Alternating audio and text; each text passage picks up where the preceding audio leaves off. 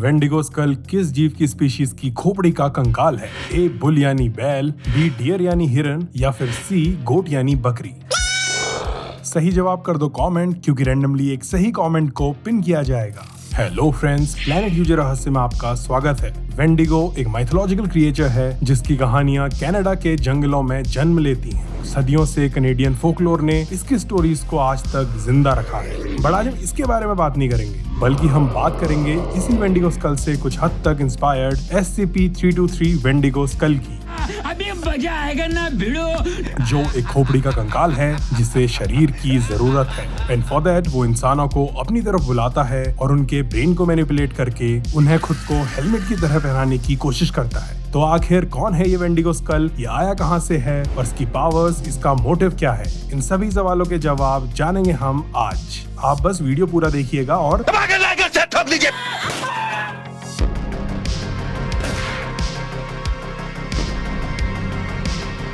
SCP-323 also known as wendigo skull एक तरह के हिरन की खोपड़ी का कंकाल है जिसे यूक्लिड क्लास ऑब्जेक्ट में क्लासिफाई किया हुआ है। ये 55 सेंटीमीटर लंबा, 27 सेंटीमीटर चौड़ा और 31 सेंटीमीटर ऊंचा है, जिस पर बड़े से विशाल सींग भी हैं। इसके अलावा इस पर काफी चोट पटक के निशान भी पड़े हुए हैं और ऐसा लगता है मानो इसने कतई उठा पटक झेली होगी। नाउ इस खोपड़ी के कंकाल में नीचे वाला जबड़ा नहीं है और नीचे की तरफ से इसके अंदर काफी जगह है जिसे शायद पत्थर के टूल से घिस घिस कर बढ़ाया गया है ताकि इसे एक हेलमेट की तरह पहना जा सके। बट कुछ भी हो जाए ऐसा मत करना, इसे मत पहनना। तू चुप रहे बाबा, तू चुप रहे। हाँ? मत मानो, भुगतोगे। नाउ इस खोपड़ी में जान है और सुन के, देख के या फिर टच करने पर ये हिलती है। एक्सपेरिमेंट से पता चला है कि इसका फील्ड ऑफ विजन एक हिरन की तरह है और 50 मीटर्स की डिस्टेंस तक ये किसी की मौजूदगी को भी देखकर महसूस कर सकता है। ये हल्का फुल्का आगे पीछे भी कूदता है, जैसे अगर कोई इसके आसपास चले जाए या इवन इसके सेल में एंटर करे तो ये कूदने लगता है। लेकिन भाई कभी कभी तो ये खोपड़ी बोली जाती है। एक बार तो एक बंदे के पीछे ही पड़ गई, उछल उछल के उसको पेला, और एक बार कंटेनमेंट सेल के शीशे पर अपना सर पटक पटक के उसे तोड़ने की कोशिश करने लगी। बवाल चीज है बे।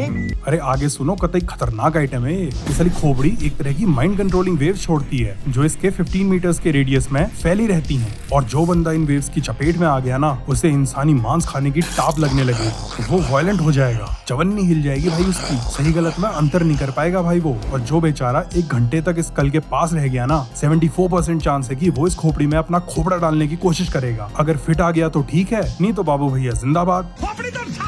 बंदा दीवार में सर पटक पटक के अपना स्कल पिचकाएगा ताकि वो इस खोपड़ी में फिट हो जाए, चाहे फिर ऐसा करने पर वो बेहोश या मर ही क्यों ना जाए। नाउ जैसे ही किसी इंसान की खोपड़िया के ऊपर इस शैतान की खोपड़ी फिट हो जाती है, वो बन जाता है SCP-323-1। उस इंसान का शरीर धीरे धीरे ट्रांसफॉर्म होने लगता है, बदलने लगता है। वो पतला हो जाता है, एकदम मरियल सा। शरीर के सारे बाल भी गायब होने लगते हैं और उसकी स्किन का कलर भी डार्क होने लगता है। देन होता है उसके हाथों और पैरों का ट्रांसफॉर्मेशन, जो एक बड़े नाखून वाले जानवर जैसे बन जाते हैं, और यही हश्र उसके दांतों के साथ भी होता है। इस SCP-323-1 में ताकत भी गजब हो जाती है और साले को दर्द भी नहीं होता, मतलब चोट वोट तो लगेगी बट कुछ महसूस ही नहीं होगा इसे। इसी के साथ SCP-323-1 का मेटाबॉलिज्म भी ड्रामेटिकली बहुत ही तेज हो जाता है, जिस वजह से ये लिटरली कितना भी खाए भूखा ही रहता है भाई। हर 15 मिनट आधे घंटे बाद इसे दोबारा भूख लगने लगती है। अब आप सोचोगे कि यार ये आखिर खाता क्या है? तो जवाब है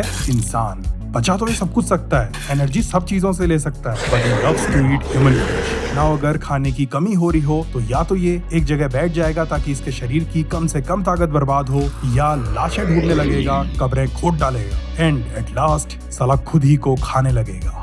नाउ SCP-323-1 को सेवन, ओजिबा, पोटोवोटोमी और क्री जैसी भाषाएं बोलते हुए देखा गया है, जो बेसिकली कैनेडियन मूल की लैंग्वेजेस हैं। बाकी इसके अलावा ये अपनी एक नेटिव लैंग्वेज में भी बात करता है। अब आगे जो ऑडियो मैं आपको सुनाने वाला हूँ वो 2006 का है, जब SCP-323 ने फाउंडेशन से कंटेनमेंट ब्रीच करके भागने की कोशिश की थी। नाउ इस दौरान उसे दोबारा कैद कर लिया गया था, बट इस चक्कर में फाउंडेशन के 12 बंदों को अपनी जान से हाथ धो बैठना पड़ा। बहुत भूख, मुझे खाना है, मैं भूखा हूँ, भूखा, बहुत भूखा, नहीं खाऊंगा, बहुत खाऊंगा, मैं अकेला हूँ, अकेला, भूखा, खाऊंगा। सबको खा जाऊंगा। गर्मी चाहिए, खाना।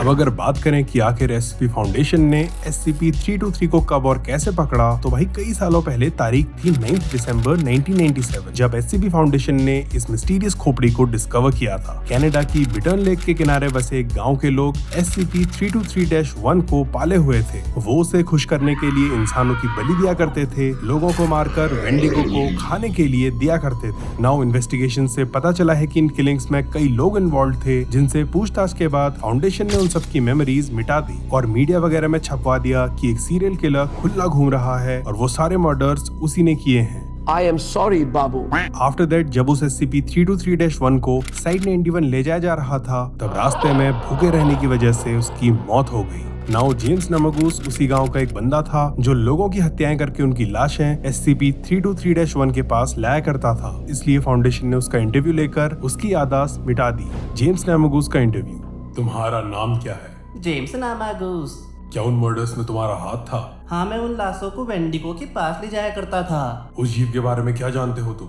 सदियों पहले जब कबीलों में लड़ाइयाँ हुआ करती थी, तब क्री लोगों ने इस वेंडिगो को एक हथियार की तरह अपने साथ रखा हुआ था। बस मैं इतना ही जानता हूँ। वो जीव तुम्हें पहली बार कब मिला? एक रात गांव से चीखने चिल्लाने की आवाज आने लगी। एक अजीब सा सर पर हिरन की खोपड़ी पहना हुआ डरावना जीव एक एक करके लोगों को मारकर खाने में लगा था। धन वो मेरी तरफ घूरने लगा। ऐसा लगा मानो वो मुझसे कुछ कह रहा था। अजय खा ले, आजा। फिर क्या हुआ? मुझे लगने लगा कि वो सही कह रहा है, वो हमारे साथ रह सकता है। फिर जब मैंने उसके लिए पहली बार कत्ल किया तो मुझे बड़ी शांति मिली। थैंक यू मिस्टर नामागूस, अब तुम जा सकते हो। नाउ SCP-323 को करेंटली साइट 91 के एक रूम में रखा हुआ है। 17 metre by 17 metre by 17 metre के इस कमरे में एक 1 मीटर क्यूब का कंटेनर है जिसमें SCP-323 को बंद किया हुआ है। अब इस कंटेनमेंट सेल के अंदर जाना सख्त मना है। हर हफ्ते सिर्फ 2 बार SCP पर्सनल्स अंदर जाके चेक करते हैं कि कंटेनर सही सलामत है और SCP-323 अच्छे से कैद है। इसके अलावा अंदर लगे CCTV कैमरास से ही SCP-323 पर हर समय नजर रखी जाती है। बाकी अगर फिर भी किसी को अंदर ही जाना पड़े तो 45 मिनट से ज्यादा देर तक उसे अंदर नहीं रहने दिया जाता। And keep this in mind कि SCP-323 के आसपास इंग्लिश और फ्रेंच लैंग्वेज में बात नहीं की जाती। नाउ अगर कभी SCP-323 कंटेनमेंट तोड़ के किसी के सर पर फिट हो जाए और SCP-323-1 बन जाए तो सभी को साइट 91 छोड़ के भागने के ऑर्डर्स हैं, जिसके बाद साइट को सील कर दिया जाएगा। देन मशीन गन रोबोट्स को भेजकर उस एंटिटी के चिथड़े उड़ा दिए जाएंगे और SCP-323 को फिर से वापस रख दिया जाएगा। तो फ्रेंड्स, ये थी वेंडिगो स्कल SCP-323 की कहानी। Thanks for watching the video friends.